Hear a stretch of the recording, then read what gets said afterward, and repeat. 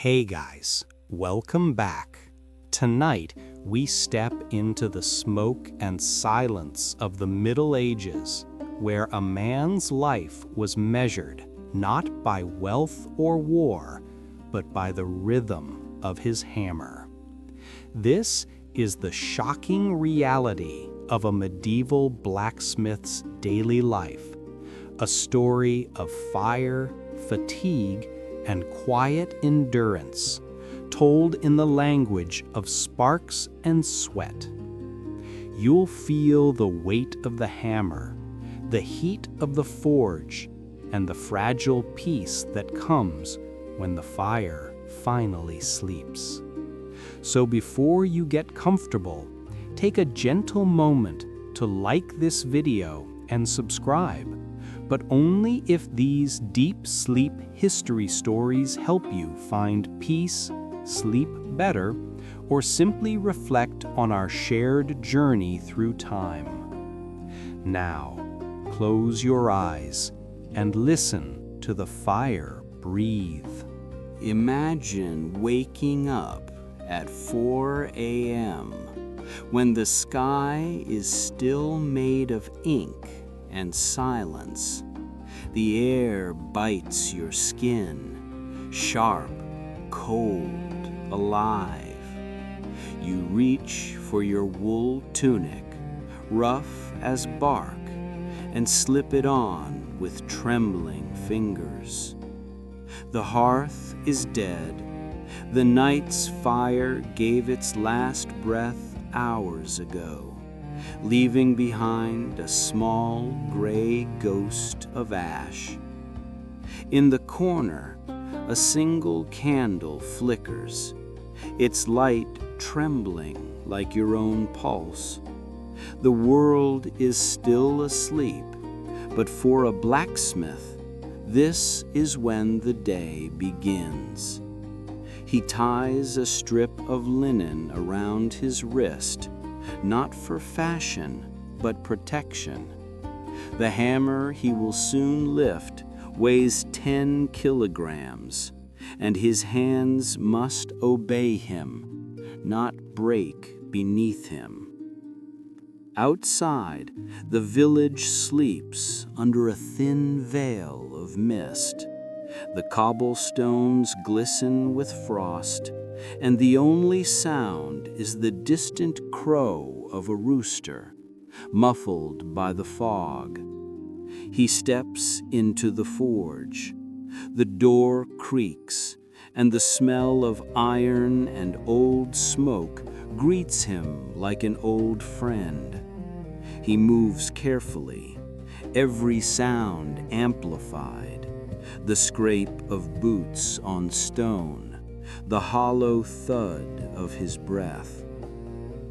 On the table lie his tools, a hammer blackened by years of blows, tongs that have bent metal more than he could count, a small curved blade used for carving handles.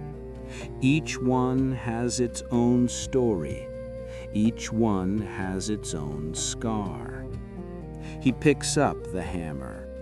It feels heavier than yesterday. His palms sting from yesterday's blisters that never healed. And when he runs his hand along the iron anvil, he feels the cold bite through his calluses. The forge is still dark. He crouches near the hearth and begins to build the morning's fire. Oak wood first, for strength, then a layer of charcoal for heat. The smell of oak mixes with the dampness of dawn. The sound of flint striking echoes, once, twice, then finally a spark. The first glow of the day isn't from the sun, but from that spark. It blooms, small and shy, then grows, spreading warmth across the room. Shadows dance on the walls, black and gold, alive and ancient. Soon the forge hums softly, the kind of sound that once built empires, swords, and legends. But for now, it's just the sound of survival, the sound of a man earning another day's bread by bending fire to his will. So the first spark becomes a flame, small and golden. It flickers nervously, licking the edges of the oak wood, whispering in crackles. The blacksmith crouches lower, blowing gently, his breath meeting the flame like an old friend who has forgotten his name. The fire stirs, then answers with a sigh of smoke. Within minutes, the heart of the forge begins to glow, pulsing like a slow heartbeat. The room changes color. What was gray now burns amber. What was silent now hums with heat. Outside, dawn has barely touched the rooftops, but here, the day has already begun. He feeds the fire with charcoal, each piece hissing softly as it surrenders to the heat. The forge breathes, the air thickens with warmth, with the smell of metal dust and oak resin. Sweat gathers on his brow, even though the morning air outside still freezes breath into mist. He wipes his hands on his apron, a piece of thick leather blackened with soot, heavy with history. He takes a moment, just a heartbeat, to stand still before the glow. There's something holy about it, a quiet ritual known only to those who've spoken with fire every day of their lives. On the anvil, the tools are ready. The 10-kilogram hammer, its handle wrapped in worn cloth. The tongs, their jaws chipped from years of battle with molten metal. And the anvil itself, scarred but proud, its face smooth from countless blows. He selects a piece of iron, dull gray, lifeless. He holds it up, eyes tracing the cold surface as though reading a story that hasn't yet been written. Then, slowly, he lowers it into the coals. The hiss is soft, but it fills the room. The smell of heated metal mingles with smoke, a scent so ancient it could summon memories from before language itself. As he waits, his hands tremble slightly, not from fear, but from memory. Every morning begins this way. The same tools, the same flame, the same ache. Yet there's something different in every spark, every clang, a rhythm, older than himself, older than the forge, older than the village beyond the mist. The iron reddens, orange veins spread across its skin, like life returning to a corpse. He grips the tongs tighter, lifts the piece from the fire, and places it on the anvil. The first hammer strike of the day rings out, clear, pure, and endless. The sound slices through the fog outside, bouncing off stone walls, echoing across sleeping fields. To a traveler passing by, it might sound harsh, but to those who live here, it is comfort, proof that another day has begun.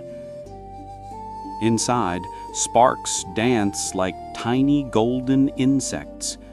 Each one lives for a heartbeat, then fades. The rhythm builds. Strike, breathe, strike, breathe. The forge sings its eternal song, of heat, effort, and endurance. The rhythm settles. Hammer, breath, hammer again. Time loses its edge. There is only sound, light, and weight. The blacksmith moves with quiet precision, every motion carved from years of repetition. The world outside still yawns, but within these stone walls, purpose burns. The heat climbs. The forge hums louder now, a low song of iron and endurance. Ash dances in the air, drifting like slow snow. Each spark bursts and fades, tiny worlds born and gone in less than a second. His shoulders ache, his fingers throb, but he does not stop. There's no clock here, no master to command him, only work itself, endless, necessary, and strangely comforting. The iron begins to take shape. What was once a dull bar now glows orange, then yellow-white. He strikes again, shaping not just metal, but meaning. Every blow is a conversation with the material, a reminder that nothing in this world is formed without resistance. Outside, the village awakens. A distant bell tolls. Cows shuffle in their stalls, roosters cry, and children's laughter flutters faintly through the fog. None of them think much of the man in the forge, yet their plows, their hinges, their nails, their horseshoes, all pass through his hands. He pauses to stretch his back, the motion slow and deliberate. Sweat glistens on his neck. He takes a sip of water, lukewarm, tasting faintly of iron, and watches the metal cool, its glow dimming to a quiet red. The hammer rests for a moment on the anvil. Steam rises from the metal, twisting into thin threads that fade into the roof beams. He breathes deeply, the smell of smoke and earth filling his lungs. In this world, there are no weekends, no holidays, only seasons and fire.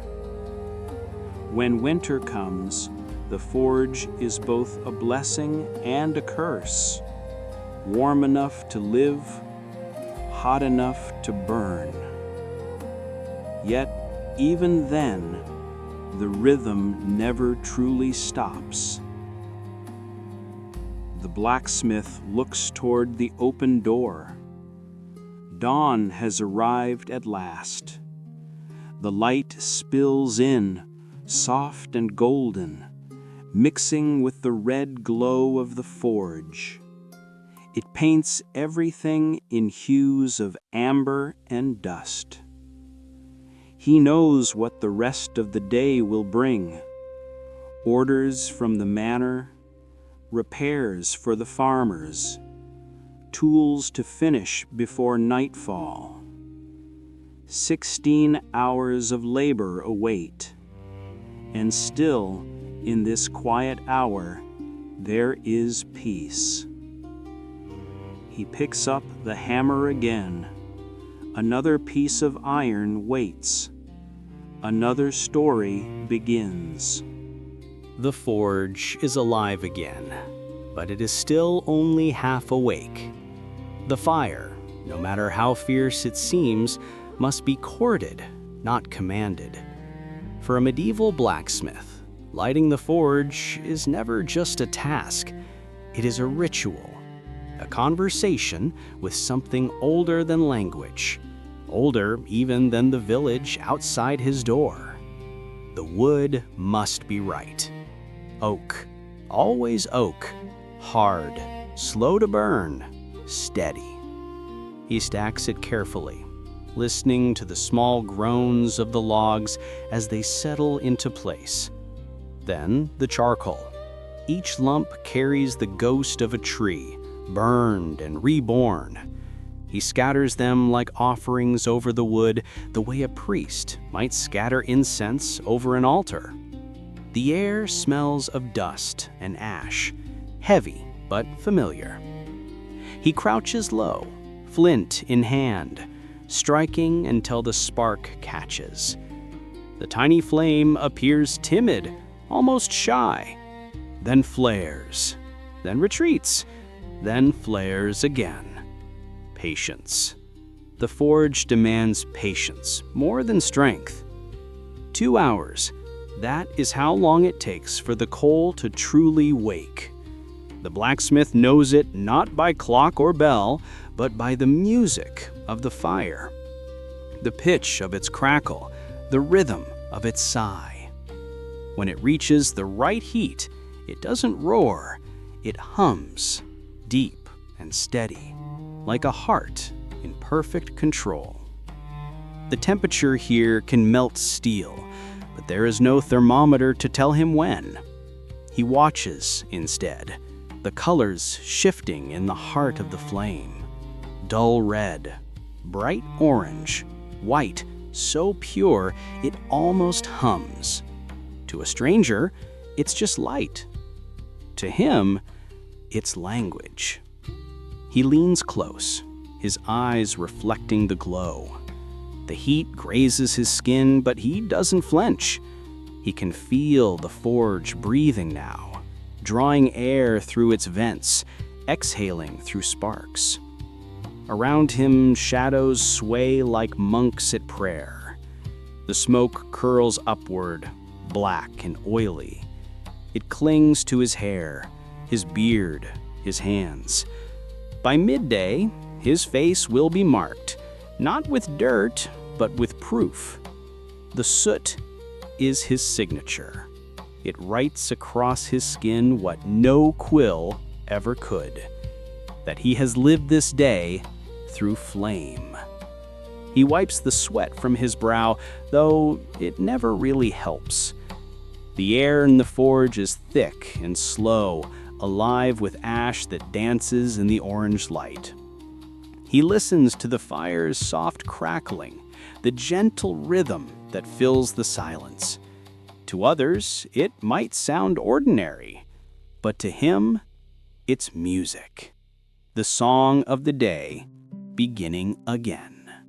A forge is not ruled by clocks, but by color. Time here glows, fades, and breathes in shades of fire. The blacksmith doesn't count the hours. He reads them, written in flame. He leans closer to the hearth. The heat rolls toward him like a living tide. Every few seconds, the coals shift, and the color deepens. First, a dark red, the stage of patience. The metal is too cold yet, still stubborn, unbending. Then, slowly, it turns orange, glowing like the inside of a sunset. That's the sign that the metal is waking up. The sound changes too. The dull hiss becomes a soft song. He listens carefully. The forge speaks through rhythm, 1,000 small pops and sighs. He knows them all.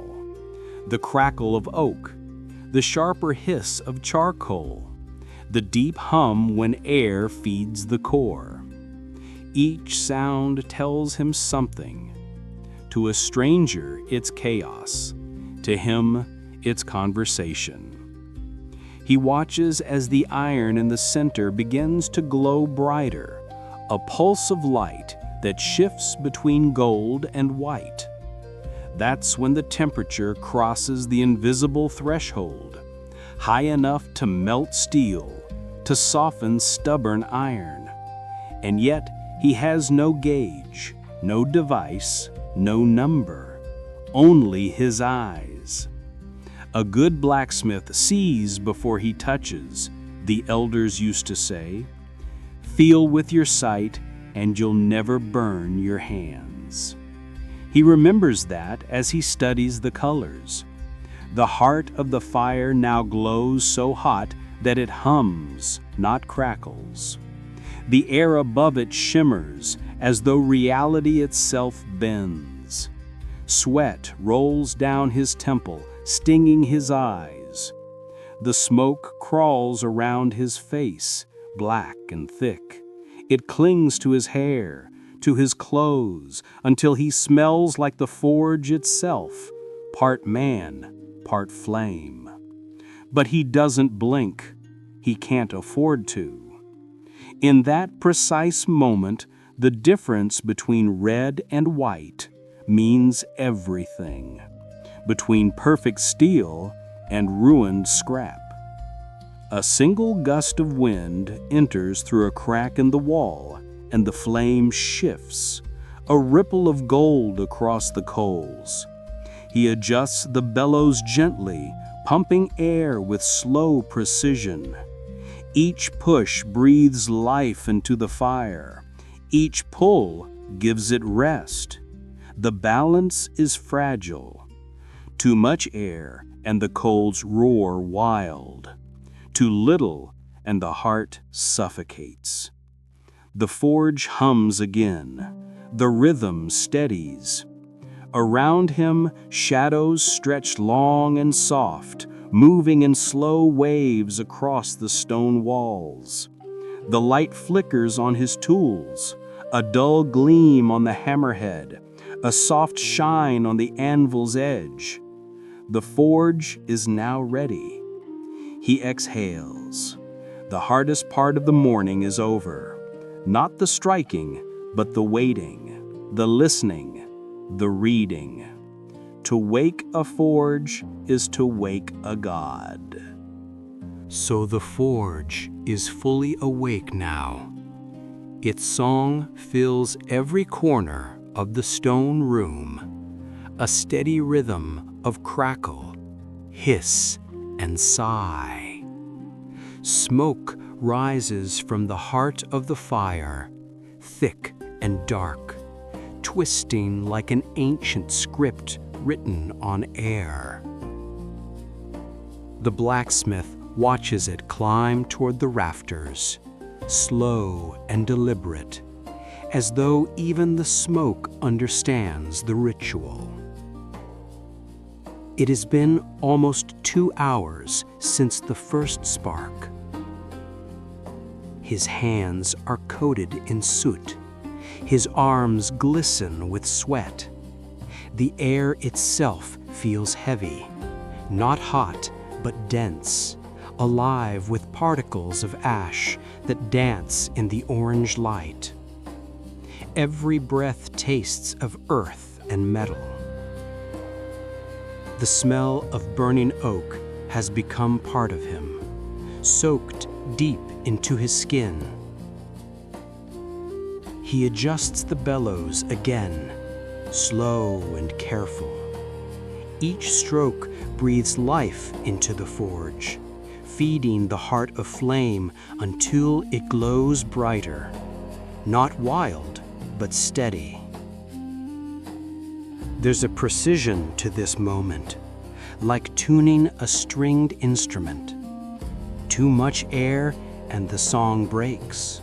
Too little and it fades. He listens. The fire crackles like rain on old rooftops. Beneath that, a low hum, the breath of the forge. He can hear tiny explosions like distant thunder as pockets of gas collapse in the heat. To him, this is music. The forge sings, and he keeps time with his heart. The smoke curls past his face, warm and soft. It leaves trails on his cheeks, faint gray marks that blend with the wrinkles time has carved. He wipes his forehead, leaving a darker streak, like war paint. But this isn't a battle, it's devotion. The day will be long, 16 hours of heat, hammer, and repetition. But this, right now, is the part that matters most. The forge is alive, balanced, listening. In this brief silence between blows, there is a peace few men ever know. The sound of a church bell drifts in from the village. The hour doesn't matter. He doesn't need it. His day is already marked by the rhythm of flame. He stands back for a moment, letting the light wash over his face. Sparks leap, slow and golden, dying in midair. The glow of the forge paints his shadow tall and quiet against the wall, a shape that could belong to any century, any man who ever bent metal to his will. The crackling grows softer now, settling into a gentle pulse. He knows the fire is ready. The tools are warm. The world outside is awakening. Soon he will strike again, and the day will begin in earnest. But for now, he listens. The forge hums like a lullaby made of embers and breath. The smoke swirls above him like a ghost remembering its own warmth. And in that moment, surrounded by fire, iron, and silence, the blacksmith smiles. The forge has its gods, and their names are simple: hammer, anvil, tongs, fire. To most, they are tools. To the blacksmith, they are companions, and sometimes enemies. The hammer comes first, 10 kilograms of iron and will. Its handle is darkened by years of sweat, smoothed by calloused hands that have learned its weight like a heartbeat. When he lifts it, there's a pause, the silence before thunder. Then comes the strike. A single blow can shape destiny or destroy it. A wrong angle, a moment's distraction, and the hammer can turn against its master. There are stories in every village of men who lost fingers, of sparks that took eyes, of hammers that slipped and found bone instead of steel. Yet still, the hammer must fall. Every day, 16 hours, again and again. It is said a blacksmith's hand learns the rhythm before his mind does. The hammer becomes part of his body, its weight stitched into his bones. Over time, his arm thickens unevenly, one side strong as oak, the other lean from endurance. His palms no longer feel pain, just pressure, vibration, and trust. He rests it on the anvil. The sound it makes is deep, hollow, endless. The anvil is the forge's heart, cold when touched, but alive beneath the hammer. Its surface gleams with scars, each one a memory. Some are from triumphs, a perfect blade, a tool that lasted decades. Others are from mistakes, a moment of carelessness, a chip that never quite vanished. The anvil never forgets. When the blacksmith looks at its pitted face, he sees not just steel, but a lifetime of choices burned into metal. He wipes it clean, always gently, as one might wash a wound. The tongs hang nearby, their jaws blackened and bent. They are extensions of his fingers, designed for both precision and pain. Each pair has a different purpose: to grip iron, to twist, to hold. They burn hot enough to brand, yet he handles them as if they were silk. Every tool in this room has its own sound, its own voice. The hammer roars, the anvil answers, the tongs whisper. Together they form a language that only the blacksmith understands, a dialect of sparks, weight, and breath. He has lived with these tools longer than with most people. They never lie, never flatter. They demand, and in return, they give meaning. The forge hums softly as he runs his fingers over the hammer's head. The metal is warm from earlier work. He remembers his first day, the way the hammer slipped, grazing his knuckle, drawing blood. His teacher didn't scold him. He only said, "The hammer takes its due. Every craftsman pays once." And he did. Every blacksmith does. The anvil doesn't move, yet it carries the memory of everything that ever struck it. Every dent, every scar, every faint ring when the hammer lands. They are all written stories, told in the oldest language there is, pressure. The blacksmith stands before it like one might before an altar. The light from the forge spills across the metal surface, catching on the small craters left by years of work. To someone else, they might look like flaws. To him, they are constellations, a map of his life. He runs his hand over them slowly. Some are smooth, others sharp. He remembers each one. The night he worked through the storm, shaping iron while rain hammered on the roof. The day the bellows broke, and he had to breathe life into the fire by hand.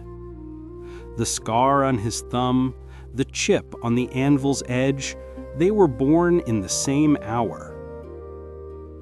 The anvil hums softly as the hammer meets it again. The sound travels through the floor, up his legs, into his bones.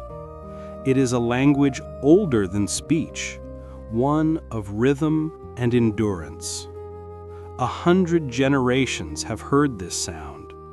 It was the pulse of the Middle Ages, the heartbeat of every village that built, repaired, and survived through steel. But even gods of iron have limits. Over time, the anvil wears down. The edges dull, the center bows. When it was new, its face was flat and true. Now it curves slightly, like an old man's back. Still, it endures. The blacksmith knows that one day his own shoulders will bend in the same way. He takes a small file and scrapes the anvil's surface, clearing away bits of rust. Each stroke makes a whispering sound, like the sigh of wind through stone walls.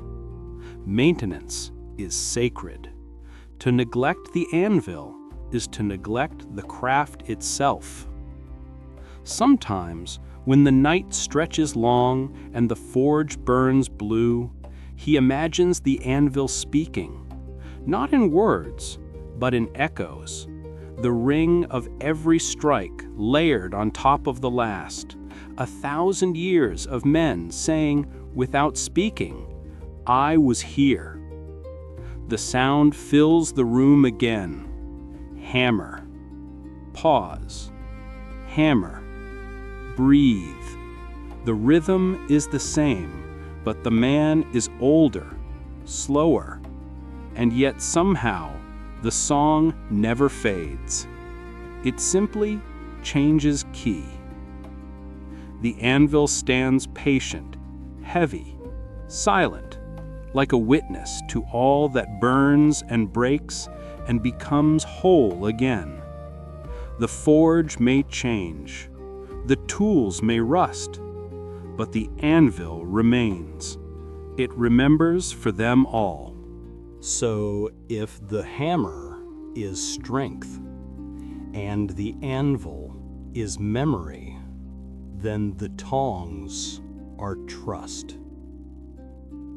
They stand between the blacksmith and the flame, a fragile bridge of metal, keeping man from ruin. The tongs look simple, two iron arms joined by a single hinge, their jaws blackened by years of heat. But they are alive with danger. The moment they slip, the work is lost. The metal falls, the spark explodes, and skin meets fire. In the forge, there is no second chance. The blacksmith lifts them carefully, testing the grip with a gentle squeeze. The hinge squeals faintly, a tired voice from decades of use. He tightens the bolt, then opens and closes them again. Slow, deliberate, rhythmic. In that sound, creak, click, breathe, there's something human. He uses them to pull the glowing metal from the coals. The light spills out, washing his face in orange and gold. The tongs hold the piece steady while the hammer begins its dance. The rhythm is ancient, metal against metal, fire against will. Sparks leap like fireflies around him, tracing small arcs through the air before dying in silence. The grip must be perfect. Too loose, and the metal will twist. Too tight, and it will crack. The blacksmith's fingers learn the balance through pain. Tiny burns, scars along the knuckles, each one a lesson paid in skin. His touch is both brutal and delicate. He holds destruction with the care of a cradle. Sometimes the tongs betray him. The heat softens their jaws. The iron bends. Once, long ago, one broke mid-swing. The molten piece flew across the room, lodging into a wooden beam. hissing like an angry serpent. He still remembers the sound and the silence after. Tools fail, he learned. Flesh fails. Only focus endures. He sets the tongs down beside the hammer. Their handles cross slightly, forming an X, a quiet mark of respect. Every night, before closing the forge, he wipes them clean, oils the hinge, and whispers almost unconsciously, "Good work today." It is not superstition, it is gratitude. In this small stone room, surrounded by tools that could kill him, the blacksmith feels most alive. Because to live with danger every day is to learn humility. Every spark is a reminder. Creation and destruction share the same hand. The fire hums softly, now steady. The hammer cools. The tongs rest. He exhales, slow and deep, the sound blending with the crackle of dying embers. Outside, the last light of day folds behind the hills. The forge fades to red. The blacksmith sits alone, hands blackened, eyes tired. Around him, the tools lie in silence, scarred, faithful, waiting. And for a moment, before the night swallows the glow, he smiles. Because everything he owns could break him, yet everything he touches, he has shaped with fire. There is a secret that every medieval blacksmith carried, a secret not written in books, but burned into iron. It began with fire and with a whisper of carbon. The process was called carburizing, though the word itself came centuries later. To the blacksmith, it was simply feeding the metal, giving breath to something that could not breathe. Iron alone was too soft. It could bend, dull, fail. But if the flame was right and the night long enough, the blacksmith could change its soul. He would bury strips of iron and crushed charcoal, seal them inside a clay box, and place it deep within the forge. For hours, sometimes days, the fire would eat and exhale, pushing carbon into the waiting metal, grain by grain. No clock marked the time. The only measure was color, the red of embers deepening into orange, the scent of burning oak turning sweet. He would test the air, the heat, the shade of the metal as if listening to a pulse. When the iron turned a certain hue, the color of a dying sunset, he knew it was ready. The transformation was invisible, yet absolute. The metal, once dull and obedient, now held an inner tension, a quiet strength that could break stone or split armor. The blacksmith would pull it from the coals, still breathing smoke, and cool it slowly in ash. The next morning he would test it, a ring of steel on steel, bright and sharp. If it sang clearly, the ritual had worked. To the villagers, this was magic, but to him, it was patience. The the secret was not in the materials. It was in the waiting. Too soon, and the iron stayed weak. Too long, and it grew brittle, like pride left unchecked. The perfect balance existed only in instinct, handed down from one set of burned hands to another. The forge smelled different after a successful carburizing. The smoke was thicker, sweeter, laced with resin and ash. The walls would shimmer faintly with soot that caught the light, a soft reminder that something inside had changed.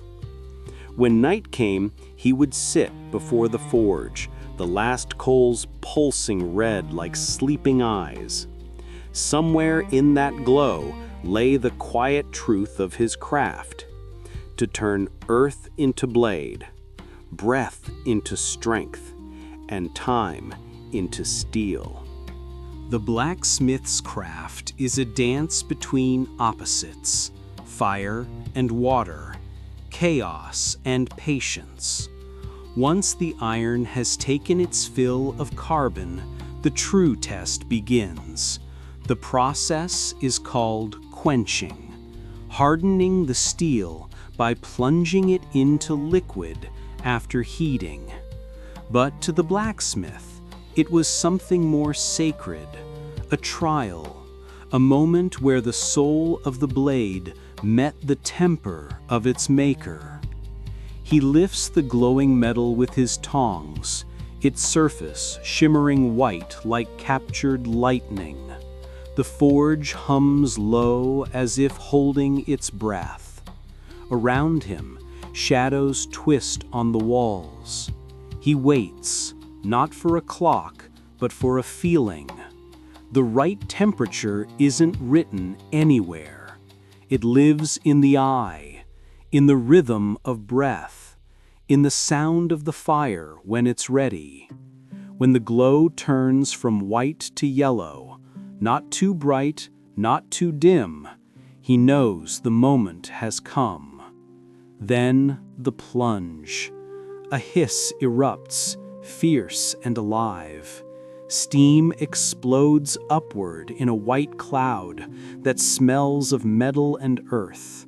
The entire forge shudders. The sound is violent, yet there's something calming beneath it.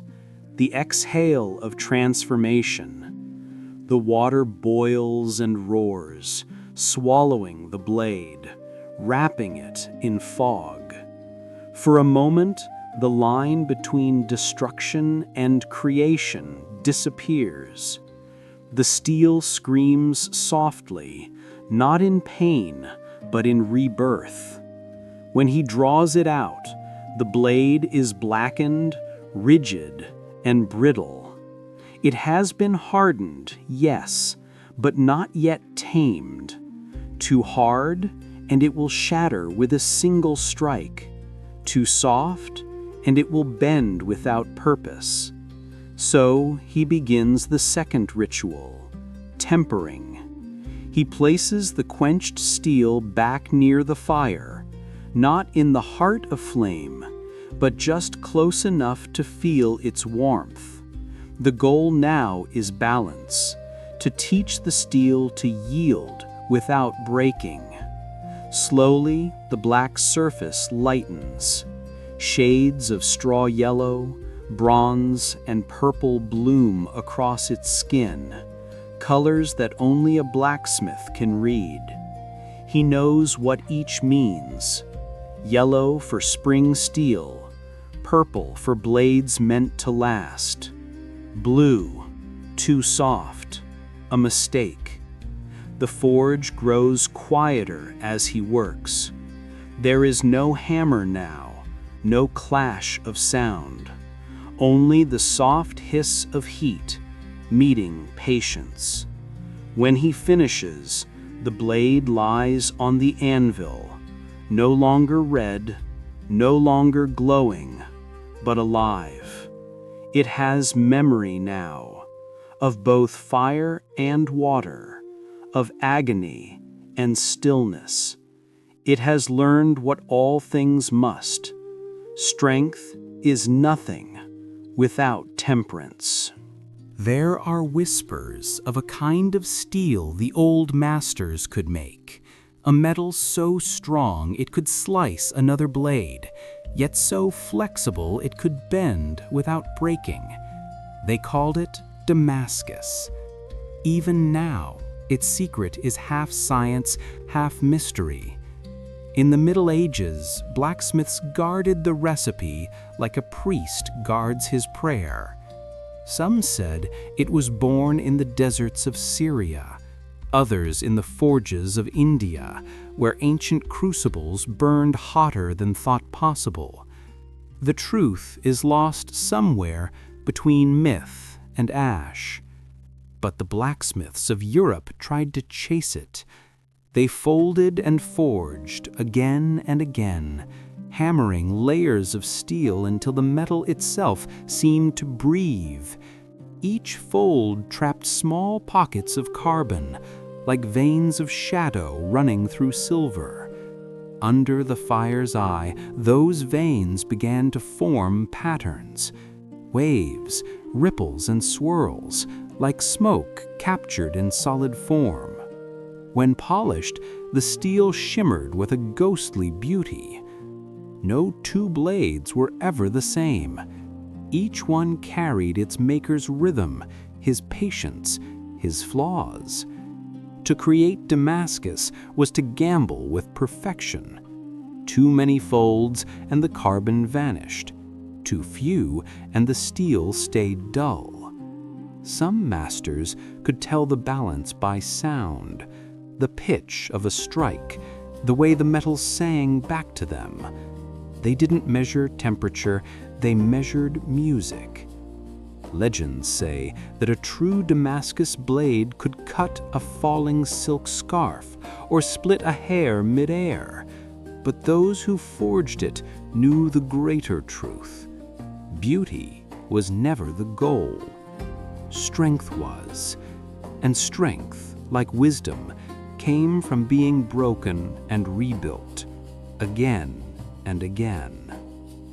The blacksmith's forge, on nights like these, felt more like a temple. The glow of the fire was steady and golden, the air thick with smoke and devotion. He would stand before it, not as a worker, but as a keeper of something eternal.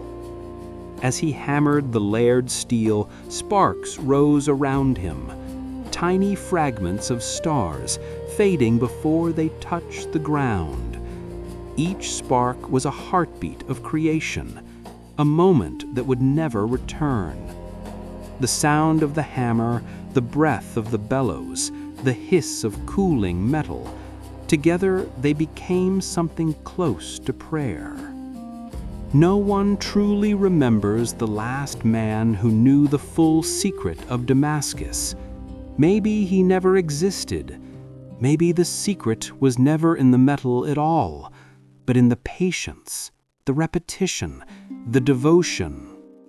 When the blacksmith wipes his brow and watches the blade cool in silence, he is part of that same lineage, not of warriors, but of listeners.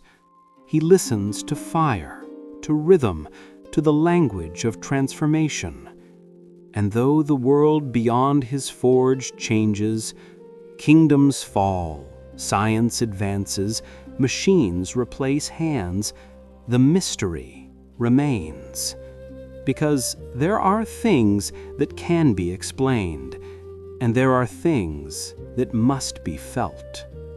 You are holding something that a blacksmith once made.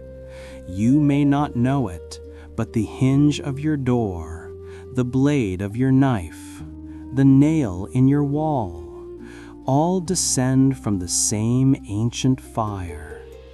In the Middle Ages, the blacksmith's work was not glory, it was necessity.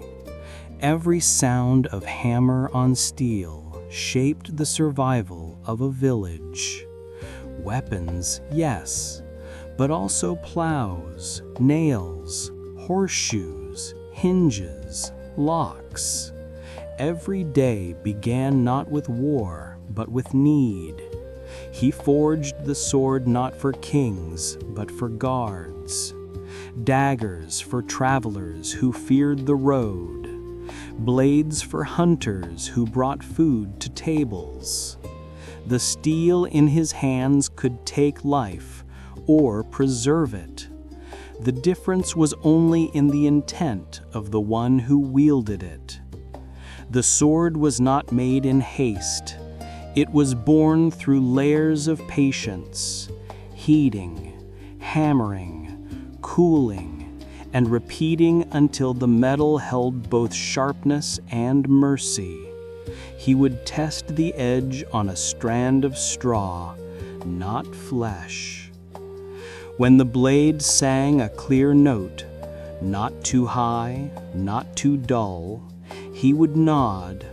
The sound told him it was ready. Yet for every sword, he made 10 tools for fields. The plowshare, shaped from thick iron, would bite the earth at dawn, dragging furrows that promised grain months later. He knew its rhythm by heart, a slower, deeper strike, the metal thicker, the edges rounder. When he hammered those tools, he thought not of battlefields, but of bread. The farmers came often, boots muddy, faces burnt by the sun, hands scarred from harvest. They would lean against the forge door and wait, speaking little. The blacksmith understood without words. He would hand them new hoes, repaired sickles, iron tips for their plows. These were not customers. They were neighbors, living off the same rhythm, the same heat, the same soil. In a world where little could be bought, everything had to be made, and what was made had to last. His work was quiet, invisible, yet everywhere hidden in hinges, buried in earth, nailed into homes. The forge, in its own way, was the heart of the village. It was where steel met purpose, and where the simplest objects carried the weight of entire lives. At night, when the hammer finally stopped, the blacksmith would sit before the dying coals and look at his hands, burned, rough, blackened with soot, yet capable of creation. He might never hold a crown or wear fine silk, but every life around him turned on the things he shaped. Not every creation from the forge was sharp or deadly. Most were humble, practical, built to endure years of touch, mud, and weather. The blacksmith's hands shaped more than weapons. They shaped the rhythm of the village itself. Horseshoes, hinges, keys, nails, objects so ordinary that few even thought of them. Yet without them, nothing worked. The morning might begin with the ring of a horse's hoof outside the forge. A farmer, or perhaps a messenger, leading his horse that limped slightly. The smell of wet leather and hay filled the air. The blacksmith would kneel, brush the dust from the animal's leg, and study the worn shoe. The shoe itself looked simple, a crescent of iron nailed into a living creature. But it had to be perfect. Too thin, and it would bend. too thick, and the horse would tire. He would heat the metal, hammering it into a curve, the sound echoing like a slow heartbeat. Sparks scattered onto the dirt floor, and for a moment the air smelled of smoke and iron and sweat. Fitting the horseshoe was its own ritual. Steam rose as hot metal met hoof, a soft hiss followed by silence. The horse stood still, eyes calm. The blacksmith worked quickly, securing each nail with the precision of a surgeon. Then, a final tap, a breath, a nod, another creature ready to face the road. In the corner of the forge, keys and hinges waited. They were smaller, quieter things, but they held power of their own. A key could open a door or keep it locked for decades. A hinge could bear the weight of a gate that guarded fields or lives. The blacksmith shaped them the way a monk shapes words, slowly, carefully, as if the iron might remember the secrets it would one day keep. When a new door was hung and creaked open for the first time, its voice was his. Even nails were miracles of patience, each one hammered and twisted by hand, a tiny spine of civilization. Thousands of them held the village together, from barns to carts, from bridges to coffins. He made them by the hundreds, rhythm steady, sparks falling like snow. No one thanked him for nails, no one needed to. He understood the nature of his craft. It was meant to disappear into usefulness, to exist not as art, but as endurance.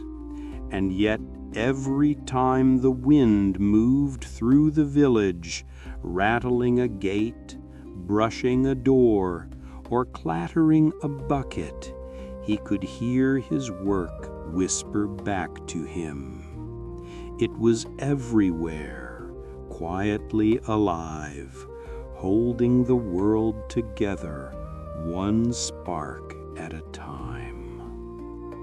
By the time the forge quiets, the sky outside has already turned violet. The air smells of rain and smoke. The blacksmith sits beside his workbench, a small oil lamp flickering, shadows playing across walls, lined with hammers and half-finished iron pieces. He takes a slow breath. The day is done, yet its echoes live in everything around him. The sword cooling by the window, the nails stacked neatly in a wooden box, the horseshoe hanging from a nail for luck. The forge hums softly, its embers fading like stars at dawn. He doesn't think of glory, he thinks of purpose. Every hinge he's made will open a door that someone will pass through. Every plowshare will turn soil for bread. Every nail will hold a roof above a sleeping child. His hands ache, his back burns, but there's a quiet pride buried beneath the soot, the kind that doesn't need words.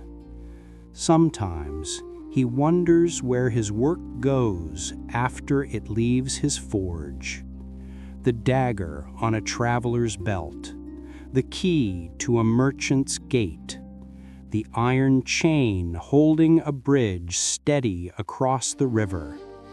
His touch travels farther than he ever will, and though his name will fade, his craft will remain, carried not by memory, but by function. The tools he shapes are not monuments, but witnesses. They do not shout, they endure. They rust slowly, crumble eventually, but before they die, they serve. And in serving, they become eternal. A blacksmith's life is measured not in days, but in things that last longer than he does.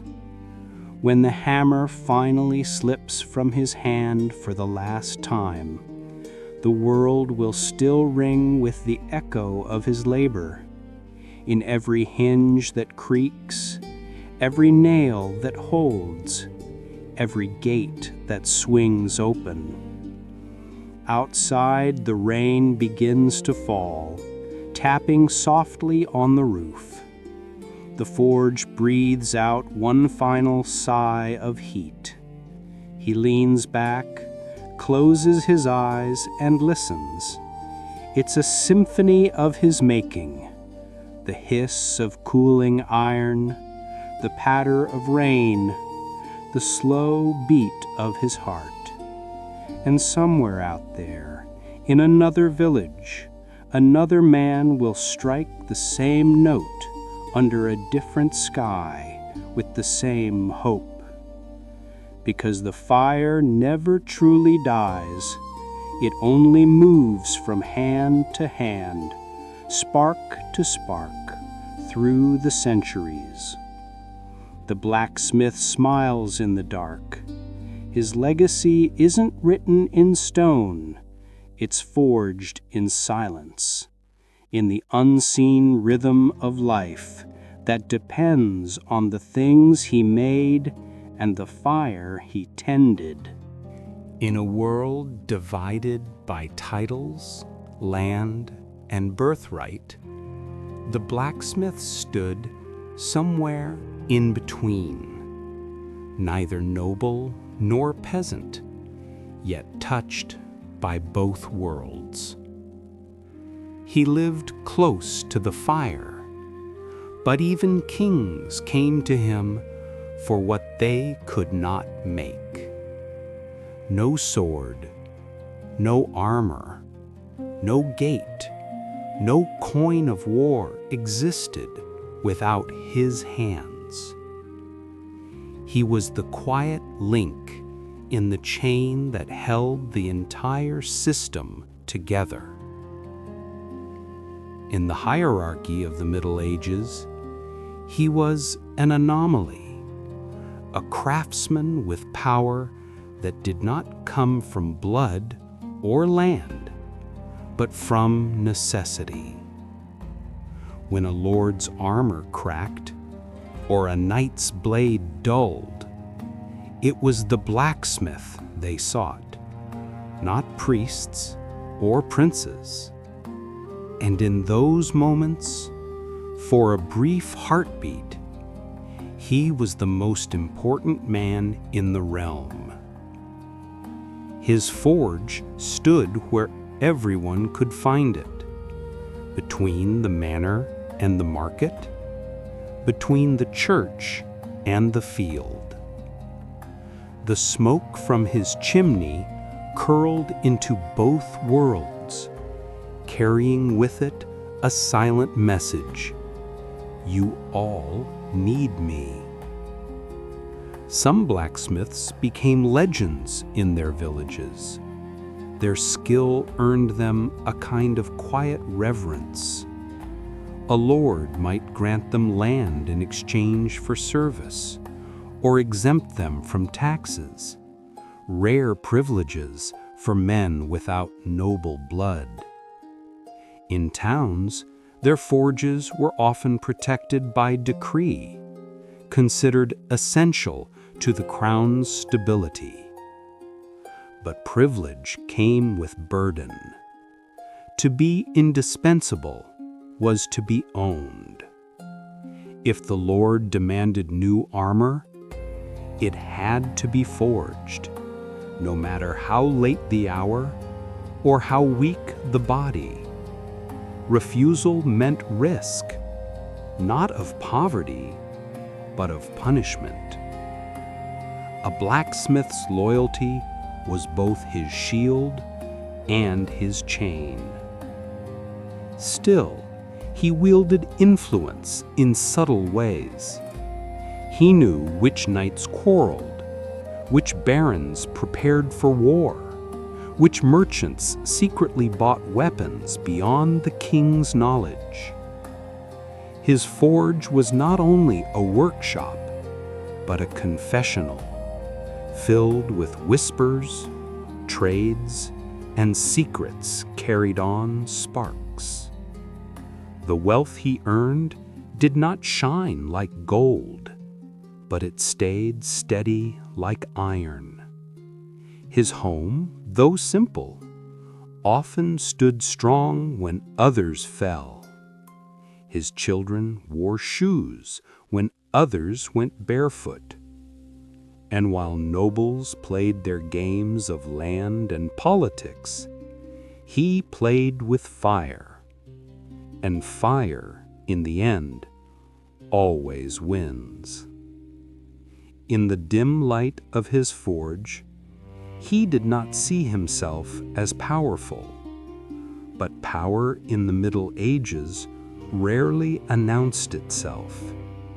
It glowed, quietly, in the hands that shaped the tools of every class, from peasant to prince. A blacksmith's hammer may have shaped metal, but his true craft was shaping trust and fear. In the Middle Ages, power flowed through strange channels. A noble ruled by blood, a priest by faith, a merchant by coin, but a blacksmith ruled by necessity. He alone could bend the one thing every class depended on: iron. The lord might own the land, but without the smith, his soldiers would fight bare-handed. The church could bless a sword, but only the smith could make one. And when both crown and chapel bowed to the same need, the man at the forge stood quietly in between, neither servant nor master, yet essential to both. In many towns, a blacksmith's name carried protection. The law recognized his role as vital to the realm's defense, granting him exemptions few others dared to dream of. He could work past curfews, cross certain borders, even handle weapons forbidden to commoners. Some villages offered him land in exchange for loyalty, a small plot beside the forge, sometimes with rights to cut timber or draw water from the lord's stream. The fire he tended was not only his livelihood, it was the lifeline of the entire estate. The wealth that came from his forge wasn't measured in coin, but in permission. He could speak directly to knights, bargain with merchants, or receive guests of rank without bowing. That kind of freedom was rare and dangerous. With privilege came suspicion. People whispered that blacksmiths knew alchemy, that they could summon spirits in the heat of their forge. After all, who else could turn rock into something that glowed like the sun and cut like lightning? Some priests refused to bless them, fearing the forge was too close to Hell's Gate. Yet others saw divine purpose in it. The same fire that punished could also purify. In a way, The smith was a mirror of God himself, creator and destroyer, both feared and necessary. A lord's respect could turn to dependence, and dependence to resentment. If a blacksmith asked too much, he might find his privilege revoked overnight. If he worked too little, his family could lose their land. So he balanced his life carefully, walking between reverence and risk. Still, he held power of a quiet kind, the kind no decree could strip. He knew how to make things last, and that was something even kings envied. By the glow of his forge, he carried the weight of an invisible crown, one that burned instead of glittered, that ruled not through command, but through creation. At night, when the village slept, the blacksmith's forge still breathed. The coals glowed low, like a second heartbeat under the earth. He sat beside them, a silhouette cut against the orange haze, hammer resting across his knees. There was no sound but the soft hum of heat and the distant cry of an owl. Outside, the world obeyed its masters, kings, priests, nobles. But here, in this small circle of light, fire was the only crown. He thought of the men who came to him that day, a knight with a cracked breastplate, a merchant demanding new locks, a farmer pleading for tools before the rain. All of them powerful in their own ways, all of them helpless without him. He did not seek to command, yet command found him. Every blade he forged could defend or destroy a life. Every key could open a fortune or a grave. His craft was quiet power, the kind that shapes kingdoms without needing to rule them. Still, power had its loneliness. A blacksmith could stand beside a lord and speak his name, but never sit at his table. He could protect a knight's life, yet die unburied if the war turned. He could forge a crown's armor, yet never touch the gold it defended. Such was the paradox of his place, indispensable, yet invisible.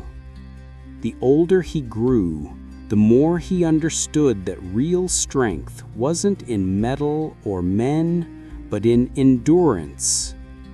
Iron rusted, thrones toppled, but the forge, the act of creation itself, outlasted them all. Once long ago, a noble offered him a title, Master of Iron. It came with gold, land, a servant. He refused. Titles bind, fire freeze. He would rather serve his craft than serve a name. For him, mastery meant silence. It was not something shouted, but something felt in the hum of the anvil, in the warmth of the metal softening beneath his hand. Creation needed no witness. The world would always forget the maker, but it would never forget what was made. He leaned closer to the fire. The coals cracked, glowing like molten eyes. Somewhere far away a bell tolled midnight. The forge sighed, exhaling smoke through the chimney. Tomorrow another noble would come, another sword, another gate, another piece of history waiting to be shaped. He would listen, he would hammer, he would make. And when dawn came and the first light touched the village roofs, he would still be here, between fire and thrones, the invisible architect of everything that endures. There is a price to every flame. The forge that gave a blacksmith his life also slowly took it away. It began with the air, thick, heavy, filled with the dust of charcoal and the sting of burning metal. Every breath he took was a bargain. The lungs that drew in life also drew in death. By the time he turned 30, the signs were already there. A cough that never quite left, a pain between the shoulders that no sleep could heal. At night, when the village fell silent, the blacksmith's chest still labored, rising and falling like bellows too worn to fill. The fire did not just warm his hands, it burned through his years. Inside the forge, the air shimmered with heat, the floor layered with ash. The blacksmith's body adapted to a world where the sun and fire shared the same color. He learned to move through it as if it were water, slow, steady, controlled. But the body was no armor. The smallest mistake could scar him forever. A drop of molten iron, a slip of the hammer, a fragment of hot metal caught under the sleeve. The pain was instant, sharp, white, absolute. And yet he rarely stopped. The work had to continue. Iron waited for no man. Some learned to recognize danger by smell, that faint, bitter note in the air before steel hissed. Others trusted sound, the way the fire popped, or how the metal sang against the anvil before it snapped. The forge trained all the senses, but dulled the body. The heat thickened his skin, darkened his arms, cracked his palms until they looked like burnt parchment. His back bent forward, not from weakness, but from repetition. Thousands of strikes, thousands of days. And yet, for all that effort, his reward was often a cough, a scar, and another dawn to start again. The villagers admired his strength, but they did not see his shaking hands when the hammer rested, nor the way his breath shortened when he laughed. In the flickering glow of the forge, every spark was a heartbeat, and each one took something with it. There was a kind of dust that no broom could sweep. It lingered in the rafters, in the cracks of the forge, in the folds of the blacksmith's clothes, and inside his lungs.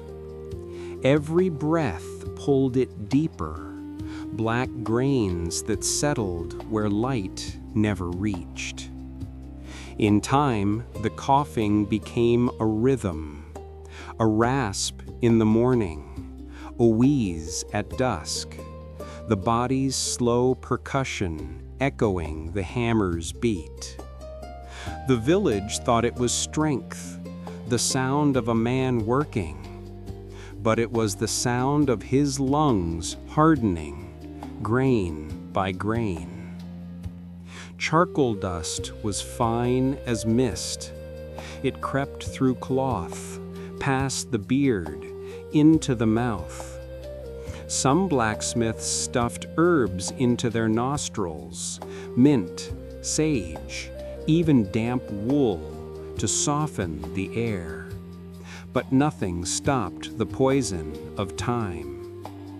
The forge fire needed air to live, just as he did. Together they shared the same breath. He fed it wood and coal. It fed him heat and smoke. Their lives were bound, one consuming, one consumed. On cold mornings, the contrast was cruel. Step outside the forge, and the world was fresh, rain-soaked earth, wet moss, wind that actually smelled like life. But step back inside, and the heat swallowed him whole again. The taste of iron returned to his tongue. When he coughed, it wasn't just air that left him. It was memory, small, invisible pieces of every day he'd spent at the anvil. He'd wipe his mouth and see the faint trace of black on his sleeve, a mark no soap could wash away. The doctors of the time had no name for it. They called it black breath or the furnace sickness. But every smith knew what it meant. Once the cough deepened, the end came quietly. No fever, no wound, just breath growing thinner until it faded like smoke. Yet he did not stop, because in a way, the forge had already taken his fear. When you face fire every day, death becomes less a monster and more a companion sitting silently across the room. Some nights, when the air turned still, he would pause mid-strike and listen, not to the metal, but to his own chest, wondering which would crack first, the sword or his ribs. Still, there was peace in it, the same peace the fire gave him, simple, steady, without question. The dust had become part of him now. It lived in his breath, his skin, his soul. And when he died, the forge would breathe it out again. There comes a day when even the forge stops waiting. The hammer lies where it fell, its handle worn smooth by decades of hands now too tired to lift it. The air in the workshop is still. The fire burns lower than it ever has, its glow fading into memory.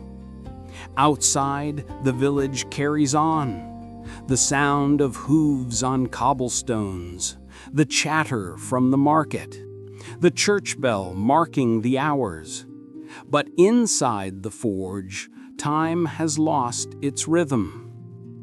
For the first time in 40 years, the anvil is cold. The walls no longer tremble with the echo of metal meeting metal. And yet the silence feels alive, as if the air itself remembers every strike, every spark. They found him sitting where he always sat, on the wooden stool by the fire, his hands folded on his lap. The soot still marked his skin. His apron was dusted with ash. He hadn't fallen. He had simply stopped moving, like a clock that had decided its last second was enough. There were no tears. The villagers did not wail. They whispered. Some crossed themselves. Others bowed their heads, because they all knew he had not died in defeat, but in completion. The forge did not mourn. It glowed. The last embers flickered as if to bow farewell. The tools remained exactly where he left them, each one a testament to a lifetime of creation. The hammer with the cracked handle, the tongs shaped to his grip, the anvil dented by memory. A few days later, the villagers carried him to the edge of the woods. They buried him facing east, toward the sunrise, toward the light he had spent his life imitating. His son, too young to understand, placed a small nail beside him. It caught the morning sun for a brief moment, shining brighter than gold. Over time, the forge would change hands. Another man would light another fire. The walls would blacken again. New tools would sing new rhythms. But the spirit of the first blacksmith would remain, not as a ghost, but as warmth in every flame that followed. Every time the hammer struck, a whisper lingered. He was here. And in that whisper, in that heat, in that eternal marriage between man and metal, the story of the medieval blacksmith lived on. Not in legend, but in the quiet hum of work, the steady breath of creation, the fire that never truly dies. When the final hammer strike fades into the walls, the forge sighs. A deep, weary sound, like an old beast finally resting. The day has burned away, leaving behind the smell of metal and smoke clinging to everything. The blacksmith's arms hang heavy, his shoulders trembling, not from weakness, but from the quiet release that comes only when fire sleeps. This is the moment he calls peace. He moves slowly now. The urgency is gone. There is no more iron to shape, no more orders to fill. Only the small rituals of ending, the kind that keep a man sane after 16 hours of flame and noise. First, he brushes the ashes from the floor. The fine gray dust swirls in the orange light, catching in the cracks of his hands. Each motion is deliberate. The forge must be left ready for morning, as if it too needs rest. Then he tends to the fire. He does not snuff it out. That would be cruel. Instead, he feeds it a small piece of oak, lets it burn until it glows deep red, then covers it with a mound of charcoal dust. The fire will sleep beneath it, breathing faintly through the night, waiting to wake with him at dawn. Outside, the air is cooler, tinged with the scent of rain. He steps out of the workshop and wipes his brow. The stars have begun to appear, tiny, trembling reflections of the sparks he's seen all day. For the first time in hours, his ears rest. The silence feels like a luxury. From the doorway, he looks back once more. The forge glows like a heart behind ribs of stone. It is his companion, his burden, his creation, and it will still be there tomorrow, waiting. He closes the door, and with that sound, the gentle thud of wood meeting frame, the working day truly ends. Inside the cottage, a different world awaits. The smell of stew fills the small room. His wife hums softly as she stirs the pot, her sleeves rolled, her hands strong like his, but softer, untouched by iron. The children sit near the fire, tracing shapes in the soot on the floor, pretending to hammer tiny swords from sticks. They laugh, a sound lighter than the world he comes from. It fills the air like wind through leaves. He sits down, stretching his legs, the ache rising like a tide through his body. He doesn't complain. The pain is proof that he lived this day fully.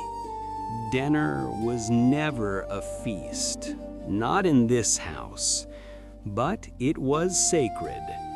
A wooden table, uneven and scarred, stood near the hearth. Upon it sat a pot of stew, onions, barley, a bit of salted pork if fortune was kind. The smell filled the room, soft and earthy, the kind that makes even silence taste warm. The blacksmith lowered himself onto the bench, his movements slow and careful. His hands, still blackened from soot, trembled slightly as he reached for bread.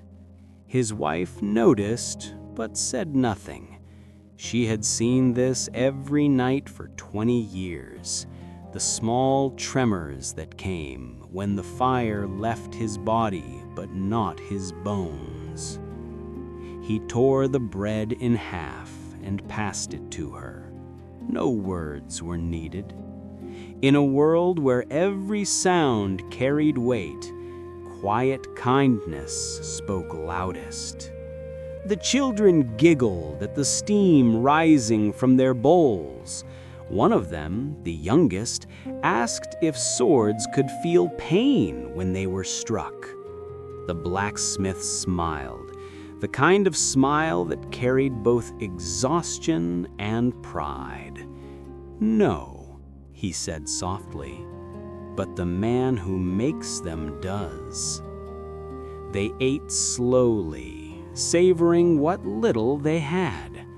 The stew wasn't rich, but it carried the taste of home, smoke, sweat, and patience. It was the flavor of survival.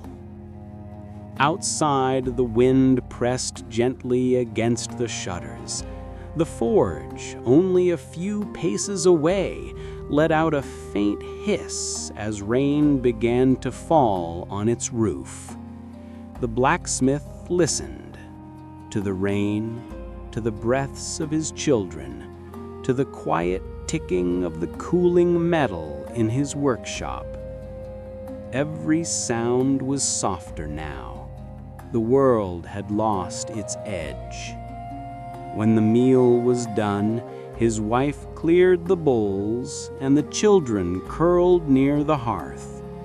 He watched them drift into sleep, their faces glowing in the firelight, unburdened by the weight of hammers and anvils. His wife sat beside him. Neither spoke. They didn't need to. In the rhythm of their breathing, in the simple stillness between them, there was more love than any words could hold. The blacksmith leaned back, staring at the ceiling beams darkened by smoke. He thought about how each night was the same, yet never felt wasted. In repetition, there was comfort. In exhaustion, meaning.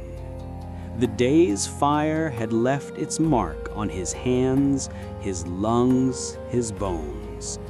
But it also left something gentler. Gratitude. For warmth, for bread, for the chance to rest beside those he worked to protect.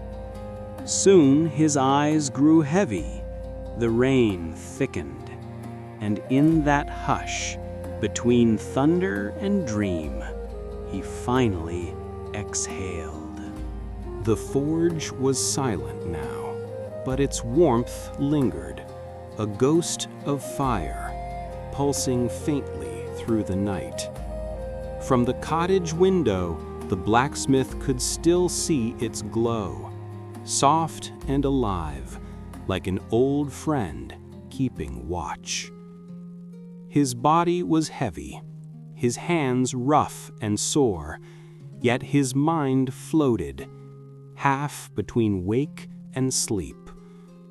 The sounds of the day echoed faintly in his thoughts, the ring of hammer, the hiss of steel, the murmurs of his children's laughter. They blended together until they no longer hurt, they simply hummed. He lay on the straw bed beside his wife.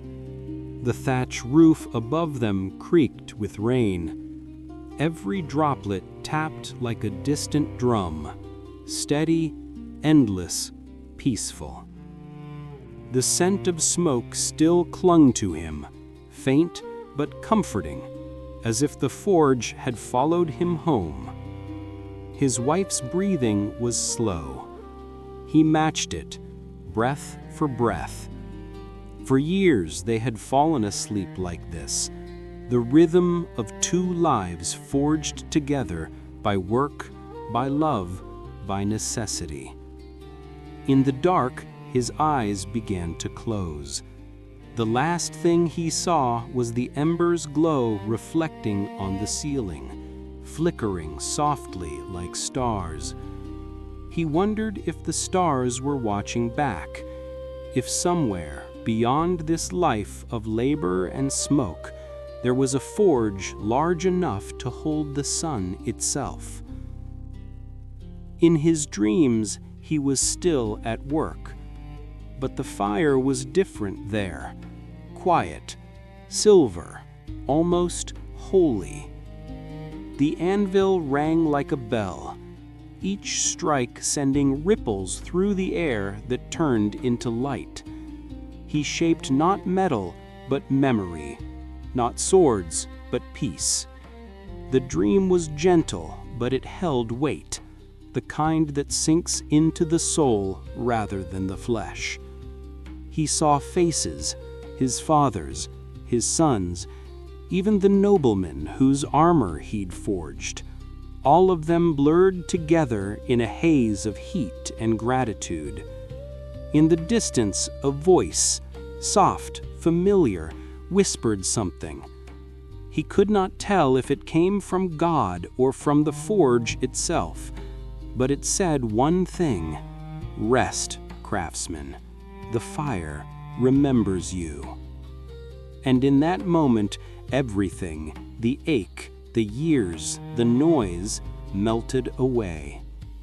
Outside, the forge breathed once more.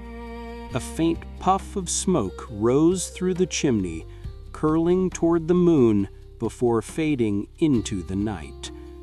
The world slept, the hammer rested, the fire dreamed.